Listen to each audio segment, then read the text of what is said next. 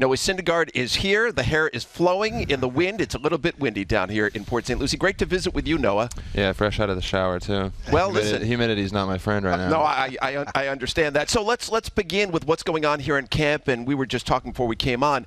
The workouts are a little shorter and to the point this year. How do you assess them?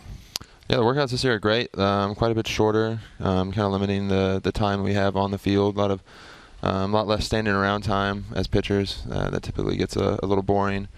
But I mean, we're just focused on getting our work done, getting it in 100%, and going from there. So Dave Eiland, the new pitching coach, Mickey Callaway, the new manager. You've been quick to endorse Dave Eiland as your pitching coach. What is it about him that you've clicked with early on here? Just the passion that he has in the game of baseball and in pitching.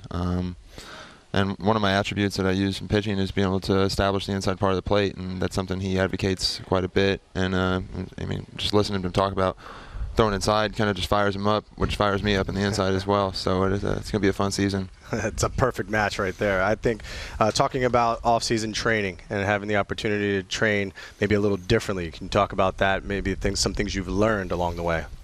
Yeah, well, this off-season, two guys that did my off-season programming for my workouts, Shane Rye and Eric Cressy for Cressy Sports Performance.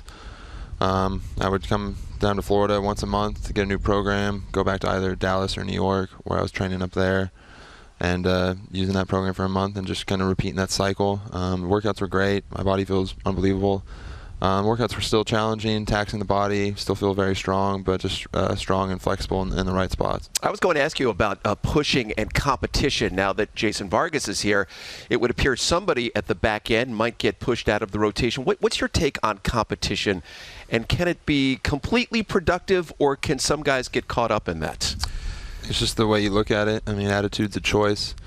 I mean, you can use that competition to further better yourself, but I think competition within the pitching staff is very healthy.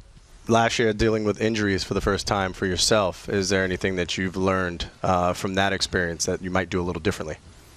Just in terms of like the physical standpoint, I mean, I didn't do a single pull-up this entire offseason. The offseason prior, I was doing them all over the place. So just become more aware of my body, picking smarter exercises.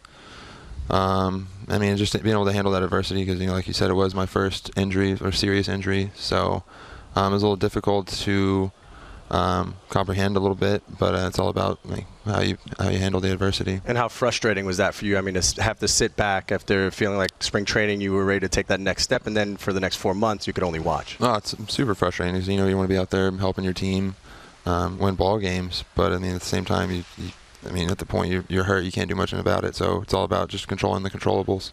Hit a couple of things here before we get out of here quickly. Number one, Mickey Callaway's talked about wanting his pitchers to use breaking stuff more often. Will we see that from you?